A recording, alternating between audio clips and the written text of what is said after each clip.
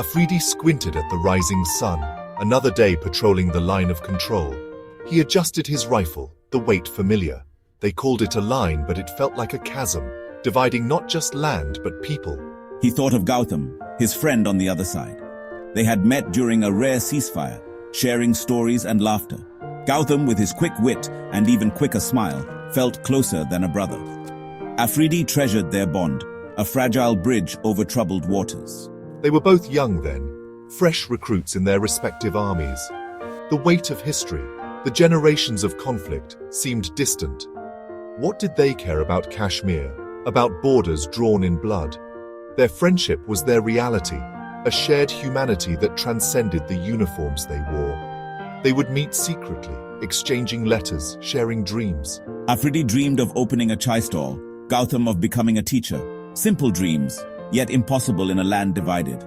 Then came the day everything changed. News crackled through Afridi's radio, sending a chill down his spine.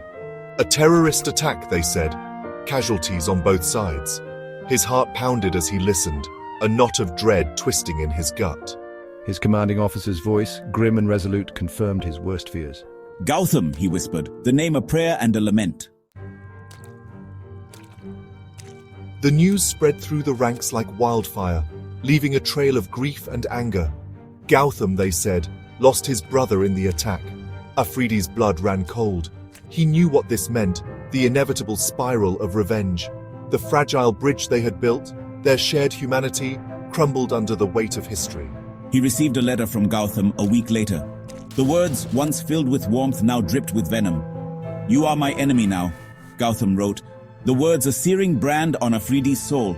"I will avenge my brother's death. I will make you pay." Afridi stared at the letter, his heart a leaden weight in his chest. He knew he couldn't blame Gautam.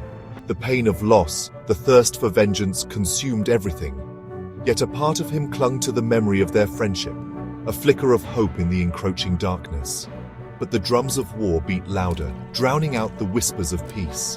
He was a soldier now, duty-bound to hate. And Gautam, once a friend, was now the enemy. The fire of vengeance consumed Afridi. He volunteered for the most dangerous missions, seeking solace in the heat of battle. The face of Gautam's brother, a stranger whose death now defined their lives, haunted his waking hours. His superiors, sensing his desperation, fed his rage. They whispered of Gautam, his family, painting targets on their backs. One night, under a moonless sky, Afridi received his orders. He was to cross the border, infiltrate the village of Razol, his mission to eliminate Gautam's family.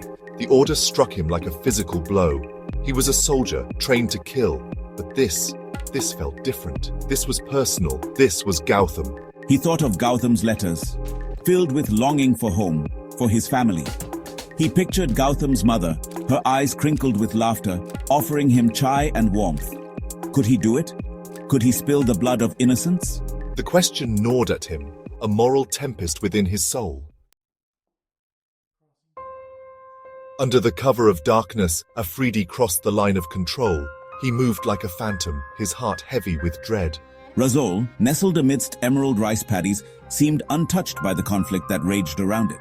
As he entered the village, a wave of dizziness washed over him.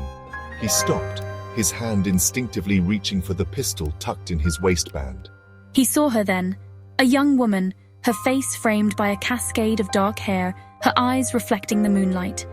Ankitha, Gautam's sister. She was even more beautiful than Gautam had described. Her eyes held a mixture of sadness and defiance, a reflection of the turbulent times. Their eyes met. For a fleeting moment, time seemed to stand still. Afridi forgot why he was there, forgot the hate that had poisoned his heart. He saw only her vulnerability, her quiet strength. In that instant, he knew he couldn't do it. He couldn't kill this woman, couldn't extinguish the light that shone in her eyes. Meanwhile, Gautam found himself on a parallel journey of the soul, his path leading him deep into the heart of Pakistan. Consumed by grief and fueled by vengeance, he sought out a notorious terrorist group, men who spoke the language of violence, men who promised to help him strike at the heart of India. He found himself in a desolate training camp, surrounded by hardened men, their eyes reflecting a chilling fanaticism. He learned to assemble bombs, to fire weapons, honing his rage into a lethal weapon. But as days turned into weeks, a nagging doubt began to gnaw at him. He witnessed firsthand the brutality of the group, their casual disregard for human life. He saw them target civilians, innocent men, women, and children, and felt a growing unease. Was this the path to justice? Was this the legacy he wanted to leave behind?